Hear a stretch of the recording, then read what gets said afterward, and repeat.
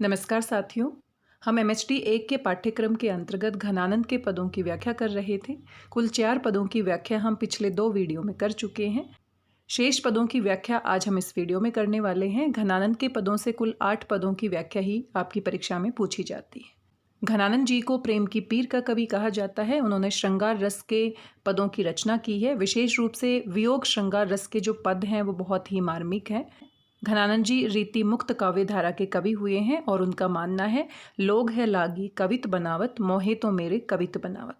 कि लोग कविताओं की रचना करते हैं, लोग अपनी प्रसिद्धि के लिए, अपनी प्रशंसा के लिए कविताएं रचते हैं, लेकिन मेरी तो कविताओं ने ही मुझे रचा है, कविताओं ने ही मुझे बनाया है, कविताओं ने ही मुझे प्रसिद्धि दिलाई है, मेरी पहचान बनाई है। तो आइए इनके पदों की व्याख्या कर लेते हैं। यहाँ पर आप अगला पद देख सकते हैं। 7वां पद जो आपकी इग्नू की पाठ्यपुस्तक में दिया गया है उसकी व्याख्या पूछी जाती है। 8वां जो पद है यहाँ से व्याख्या नहीं पूछी जाती। आइए 7वें पद की व्याख्या कर लेते हैं। और यहाँ पर संकेत बिंदु में आप देख सकते हैं घनानंद जी ने विरह का सुंदर और मार्मिक चित्रण यहाँ पर किया है। घनानंद जी कहते हैं, भोरते सांझ लो कानन और निहारती। भोर यानी कि सुबह से लेकर, सांझ यानी कि शाम हो जाती है, कानन यानी कि जंगल की ओर, निहारती यानी कि देखती रहती है।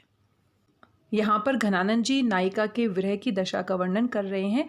नायिका का जो पति है वो विदेश चला गया है, बहुत दिनों से नहीं आया है। नायिका उसकी राह देखती रहती है और घनानंद जी यहाँ पर कहते हैं, नायिका जिसका प्रेमी किसी कार्य के लिए विदेश में चला गया है वो उपस्थित नहीं है और उसके लिए ये विरह का जो समय है वो बिताना बहुत ही कष्टदायक है, बहुत ही पीड़ादायक है। और उसकी हालत कैसी हो जाती है उसका चित्रण यहाँ पर किया गया है। भोरते सांझ लो कानन और निहारती, यानी कि सुबह से लेके शाम होने तक वो एक टक बिना पलक झपकाए जंगल की ओर, वन की ओर देखती रहती है कि कब उसके पति आए, कब उसके पति आए। बावरी नेकू न हारती, नेकू यानी कि जरा भी, थोड़ा भी, हारती नहीं है यानी कि लगातार निरंतर वो देखती रहती है सुबह से लेकर शाम तक, एक टक बिना थके बिना हारे। वो बावरी हो गई है, विरह के वियोग में, पीड़ा में है। नायिका विरह में है, पीड़ा में है और अपने पति का इंतजार कर रही है। सांझते भोर लो तारनी ताकीबो तारनी सो।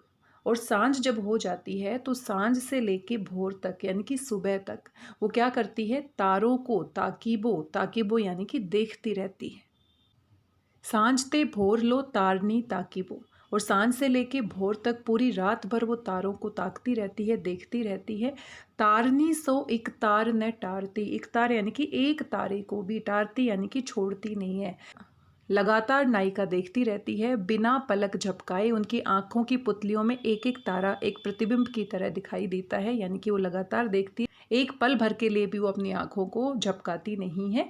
एक तार न टारती, एक तारे को भी टारती नहीं है। लगातार निरंतर वो शाम से लेकर सुबह तक देखती रहती है, यानी कि दिन में भी वो बाट जो रही है और रात में भी वो सोती नहीं है, विरह की अग्नि में जलती रहती है, इंतजार करती रहती है। सो कहूँ भवतो दीठी परे, भवतो यानी कि प्रिय। नायिका को ये विश्वास है कि किसी न किसी पल उसके जो प्रिय हैं वो उसे दिखाई देंगे। परे घनानंद आसुनी ओसर गारती, और घनानंद जी कहते हैं कि विरह की अग्नि इस तरह से उसको तपा रही है, वो बिल्कुल भी इसको सहन नहीं कर पा रही है और आंसू लगातार गिरते रहते हैं उनकी आंखों से। उसकी आंखों से आंसू लगातार टपकते रहते हैं, एक पल भर के लिए भी वो पलक झपकाती नहीं है, अपनी पलकों को बिल्कुल भी नहीं झपकाती है। उसको यही आशा है कि उसके प्रिय आएंगे और वो उन्हें पहले ही झलक में देख लेगी। मोहन सोहन जोहन की लगिए रहे आखिन के उर आरती। नायिका अपने सांवले सलोने मोहन की मूरत को, प्रिय की मूरत को अपनी आंखों के माध्यम से अपने हृदय में उतारती रहती है, अपने हृदय में सजोकर रखती है। हालांकि उनके पति उनकी आंखों के सामने नहीं है, बहुत ही दूर है, लेकिन जो अतीत के जो चित्र हैं, अतीत की जो स्मृति है, अतीत की जो यादें हैं, वो उनकी मूरत जो है वो उनकी आंखों में समाई हुई है, उसके हृदय में समाई हुई है और एक पल के लिए भी वो उसको भुला नहीं पा रही है। तो यहाँ हम विरहनी नायिका की वियोग की दशा का मार्मिक चित्रण देख सकते हैं। बहुत ही सुंदर शब्दों में घनानंद जी ने यहाँ पर ब्रज भाषा में इसका वर्णन किया है। तो आसान है, एक बार आप शब्दों के अर्थ समझ जाते हैं। मैं बार बार यही कहती हूँ क्योंकि भाव तक पहुँचने के लिए शब्दों के अर्थ समझना बहुत ज़रूरी है।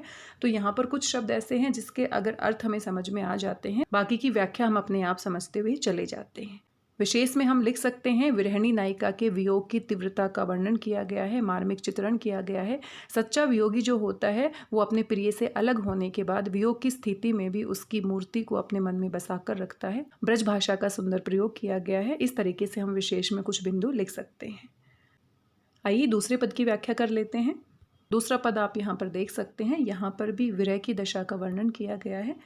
घनानंद जी इसमें दिखाने का प्रयास कर रहे हैं कि नायक नायिका दोनों संयोग की स्थिति में है, वियोग में नहीं है। अगर वियोग में होते हैं तो एक दूसरे को याद करके दुखी होते हैं, लेकिन यहाँ पर तो नायक नायिका के बिल्कुल पास है, संयोग की स्थिति में है, वो उसके सामने है, उसे देख सकता है, उससे मिल सकता है, लेकिन फिर भी वो दुखी है, वो सुख का अनुभव नहीं कर रहा है। और ये कैसी विरोधाभास की स्थिति है, ये कैसा अनोखा तरीका है। संयोग में तो सुख का अनुभव होना चाहिए, लेकिन यहाँ पर लेखक को दुख का अनुभव हो रहा है।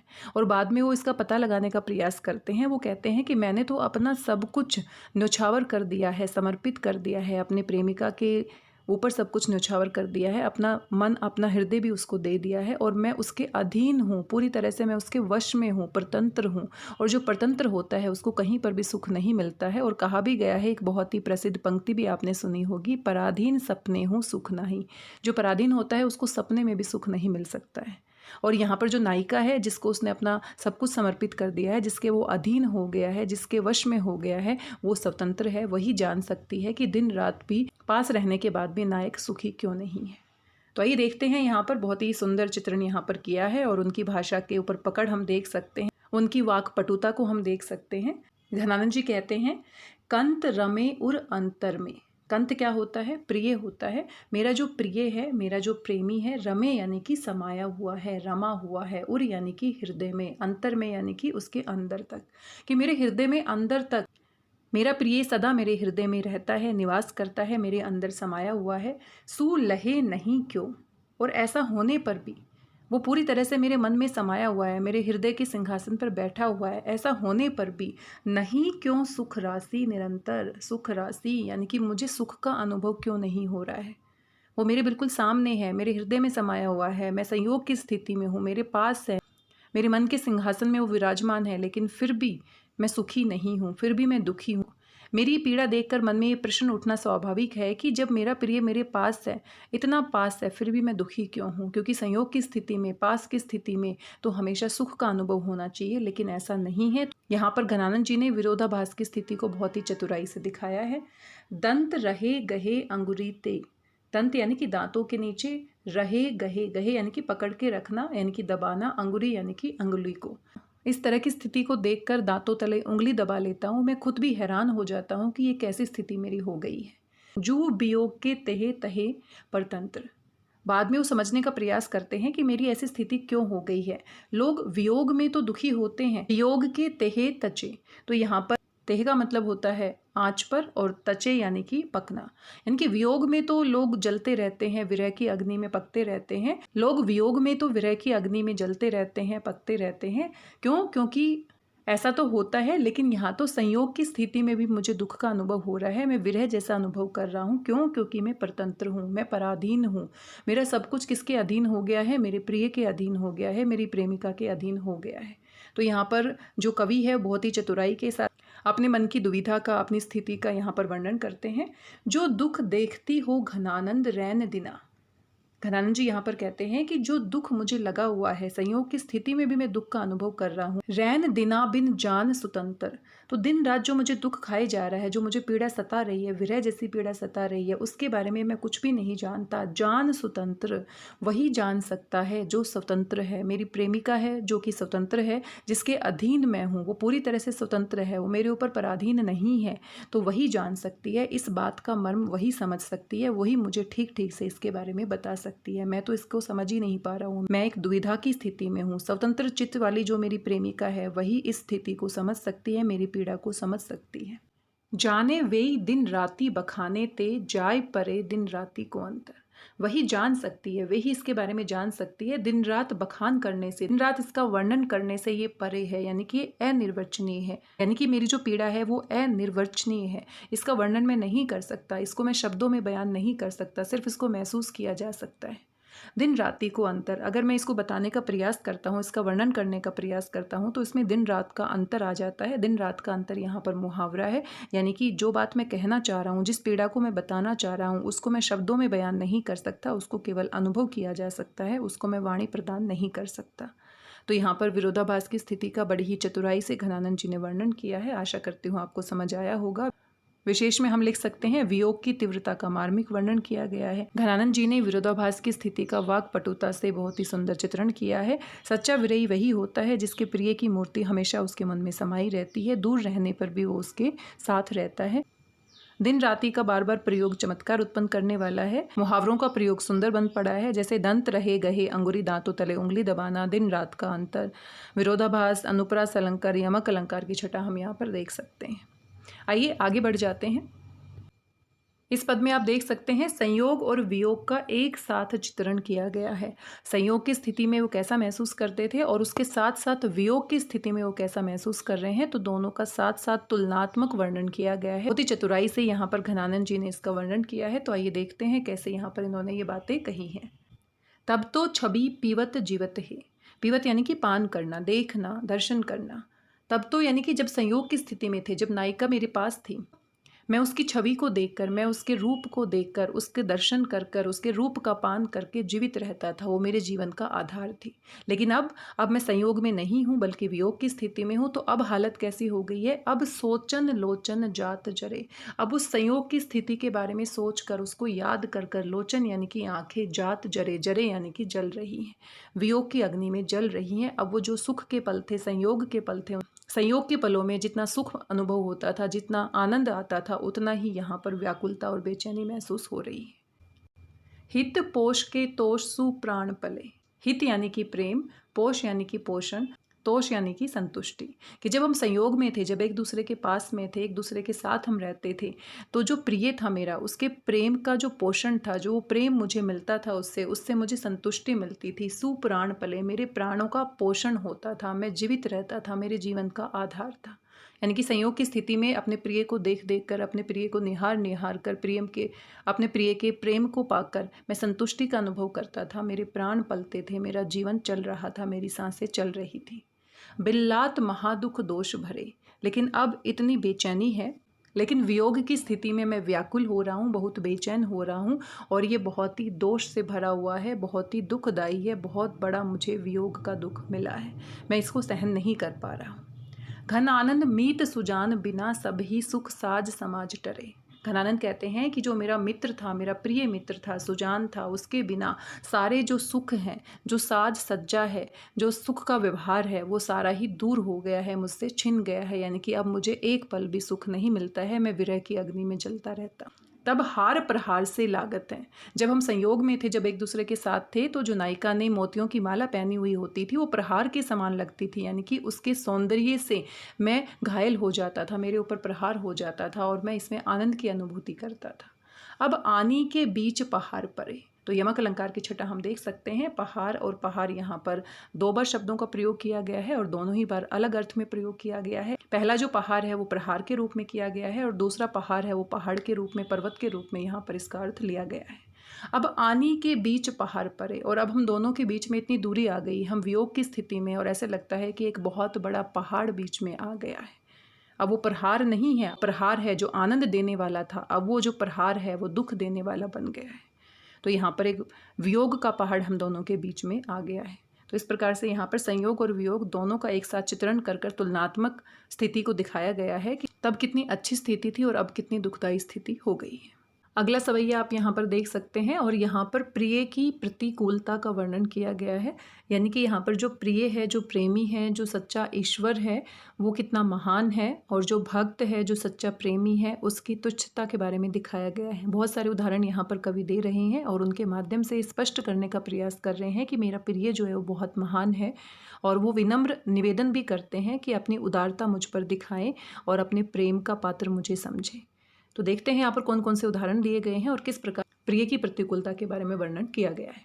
चंद चकोर की चाह करे घनानंद। घनानंद जी कहते हैं कि जैसे चकोर जो पक्षी होता है वो चांद की चाह करता है, चकोर पक्षी है वो चांद की शीतल किरणों की अभिलाषा करता है और हमेशा निरंतर टकटकी लगाकर चांद को निहारता रहता है। यानी कि जो चकोर है उसके लिए चांद का बहुत महत्व है, चांद यहाँ पर महान है और जो चकोर है वो एक तरह से उसकी अभिलाषा करता है, बहुत ही तुच्छ है। स्वाति पपीहा को धावे, और जो पपीहा पक्षी होता है, स्वाति पपीहा को धावे, और जो पपीहा पक्षी होता है वो स्वाति नक्षत्र में बरसने वाले बादलों का इंतजार करता रहता है कि स्वाति नक्षत्र में जो बादल हैं जो बारिश करेंगे उसी से वो अपनी प्यास बुझाएगा। चातक पक्षी जो होता है, पपीहा भी आप इसे कह सकते हैं, चातक पक्षी जो होता है, पपीहा जो पक्षी होता है, स्वाति नक्षत्र में होने वाली वर्षा का जल पीकर अपनी प्यास को बुझाता है, ये उसकी विशेषता होती है और इसीलिए वो पीऊ पीऊ की रट लगाता रहता है और इसी के नाम पर उसका नाम पपीहा बन जाता है। मेघ से वो प्रार्थना करता है, विनती करता है कि दौड़ कर आप आइए और आप मेरी प्यास को बुझाइए। तो यहाँ पर जो पपीहा पक्षी होता है वो बिल्कुल बेचैन होकर, व्याकुल होकर स्वाति नक्षत्र में बरसने वाले मेघ का इंतजार करता रहता है, उसकी राह देखता रहता है। त्यों त्रसरेनी के एन बसे रबी मीन पे दीन हवे सागर आवे। त्यों त्रसरेनी, त्रसरेनी यहाँ पर एक नया शब्द है जिसका अर्थ दिया गया है त्रसरेणु, छेद में से होकर आती धूप में चमकने वाला विशेष कण, यानी कि रेत के कणों के बारे में यहाँ पर अर्थ लिया गया है। और पुराणों में सूर्य की पत्नी का नाम भी त्रसरेणु कहा गया है। तो सूर्य की पत्नी अगर त्रसरेणु उस अर्थ में हम लेते हैं तो सूर्य की चमक यानी कि अपने पति की चमक उसके ऊपर पड़ती है, पति के दर्शन करती है तो वो खिल उठती है, उस अर्थ में भी ले सकते हैं। और जो रेत का कण होता है, विशेष रेत का कण होता है, जब उसके ऊपर सीधे धूप पड़ती है, आप कल्पना कर सकते हैं जो रेगिस्तान का इलाका होता है वहाँ पर मिराज जैसी स्थिति उत्पन्न हो जाती है, क्योंकि जो रेत होता है उसके ऊपर सूर्य की चमक जब पड़ती है तो वो इस तरह से उसमें इस तरह से चमक उत्पन्न होती है, पानी जैसा भ्रम हो जाता है। तो किसी भी अर्थ में आप ले सकते हैं। तो त्यों यानी कि जिस प्रकार से जो रेत के कण होते हैं उनके ऊपर जब सूर्य की किरणें, वो रबी के लिए क्या करते हैं, सूर्य की किरणों के लिए इंतजार करते रहते हैं कब सूर्य की किरण उनके ऊपर पड़ेगी और कब वो चमकने लगेंगे, सूर्य की चमक से वो और जगमगा उठेंगे। मीन पे दीन हवे सागर आवे, और जो मछली होती है वो पानी के बिना तड़पती रहती है, पानी की चाह करती है। मछली जल के बिना एक क्षण भी जीवित नहीं रह सकती, हम सभी जानते हैं, इसीलिए वो सागर का इंतजार करती रहती है, पानी की चाह करती रहती है। और इसी प्रकार से जो भिखारी होता है वो दान की आशा लगाए हुए रहता है कि कोई धनवान आए, कोई दानवीर आए और उसको दान दे। दीन हवे सागर आवे, तो मछली सागर का इंतजार करती है और वैसे ही जो याचक होता है, जो भिखारी होता है, वो दाता का इंतजार करता है, वो एक ऐसे दानवीर का इंतजार करता है कि कोई आए और उसके जीवन को सार्थक बनाए, उसको उसकी याचना को पूरा करे। तो यहाँ पर बहुत सारे उदाहरण दिए गए हैं और यहाँ कवि कहना चाहते हैं, यहाँ पर कवि अपनी तुच्छता, अपनी लघुता, अपात्रता, अवगुणों का बखान कर रहे हैं और प्रिय जो है उसकी उदारता, महानता और उसके गुणों की प्रशंसा कर रहे हैं। तो प्रिय उसके बिल्कुल प्रतिकूल है, उससे बिल्कुल विपरीत है, फिर भी वो प्रिय के प्रेम के पात्र बनना चाहते हैं, उसके मन में प्रेम की भावना उत्पन्न करना चाहते हैं और बड़ी ही विनम्रता से कहते हैं कि जैसे चकोर पक्षी होता है, पपीहा होता है, रेत का जो कण होता है, मछली जो होती है, भिखारी होता है, ये सब तुच्छ हैं, याचक हैं, तुम्हारी कृपा के आकांक्षी हैं। दूसरी ओर चंद्रमा जो है, स्वाति नक्षत्र का मेघ जाल कह सकते हैं, सूर्य कह सकते हैं, सागर कह सकते हैं, और जो दानवीर दाता है वो महान है, सभी के जीवन का उद्धार कर सकते हैं। मौसो तुम्हें सुनो जान कृपा निधि, हे कृपा निधि, मैं आपसे विनम्र निवेदन करता हूँ, मैं आपसे विनम्र निवेदन करता हूँ, मैं आपके प्रेम का पात्र बनना चाहता हूँ।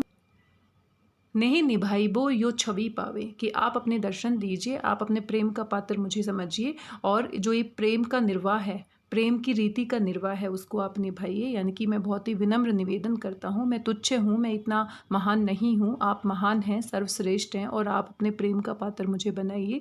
तो यहाँ पर याचना की जा रही है, एक प्रेमी के रूप में प्रेमिका से याचना की जा रही है और बहुत सारे उदाहरणों के माध्यम से भी यहाँ पर स्पष्ट करने का प्रयास किया है।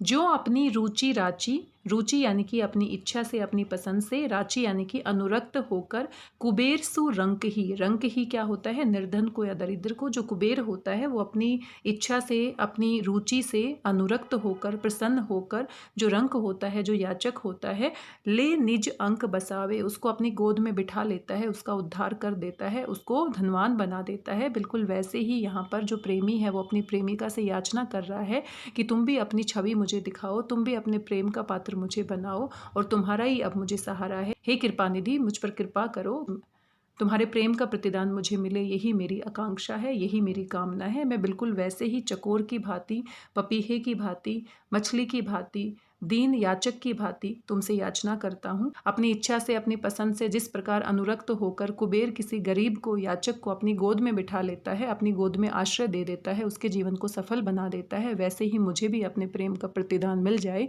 यही मेरी आशा है, यही मेरी आकांक्षा है।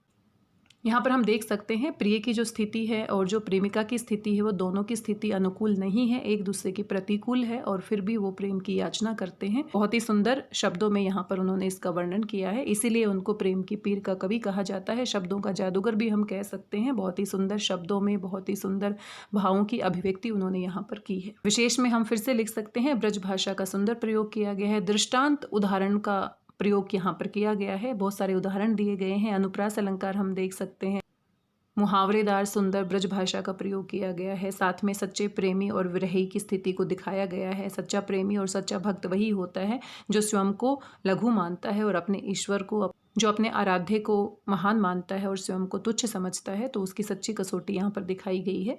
तो इस प्रकार से आप इन सभी पदों की व्याख्या कर सकते हैं। एक बार पढ़ने से हमें पूरी वस्तु स्थिति जब स्पष्ट हो जाती है तो फिर हमें व्याख्या करने में आसानी होती है। पेपर में इतना समय भी नहीं होता है। MHD 1 की जो परीक्षा होती है वो 50 अंक के लिए होती है, समय हमारे पास बहुत अधिक नहीं होता है। तो एक बार पूरी वस्तु स्थिति अगर हमारे दिमाग में स्पष्ट हो जाती है तो उसी को सोच सोच कर हम व्याख्या को विस्तार देते हुए चले जाते हैं। और व्याख्या में बीच बीच में घनानंद जी के बारे में जो भी अतिरिक्त जानकारी आप पढ़ते हैं वो भी आप लिख सकते हैं। जब आप प्रसंग लिखते हैं तो घनानंद जी के बारे में 2 पंक्तियां उनके विस्तार को देते हुए आप लिख सकते हैं। ऐसे ही उनकी कविताओं के बारे में, उनकी रचनाओं के बारे में, उनकी जो काव्यगत शैलीगत विशेषताएं हैं वो भी आप विशेष में लिख सकते हैं। तो इस तरीके से एक बहुत ही अच्छा उत्तर आपका बन जाता है। आज की इस वीडियो में बस इतना ही। आशा करती हूँ आपको जानकारी पसंद आई होगी, व्याख्या आपको समझ में आई होगी। आपकी आगामी परीक्षाओं के लिए बहुत बहुत शुभकामनाएं। आज के लिए बस इतना ही। मिलते हैं किसी नई जानकारी के साथ। तब तक स्वस्थ रहिए, व्यस्त रहिए, मस्त रहिए और खुश होकर प्रैक्टिस करते रहिए। आपकी परीक्षाएं अच्छी ही होंगी, आपका परिणाम भी अच्छा आएगा। धन्यवाद, बहुत बहुत धन्यवाद।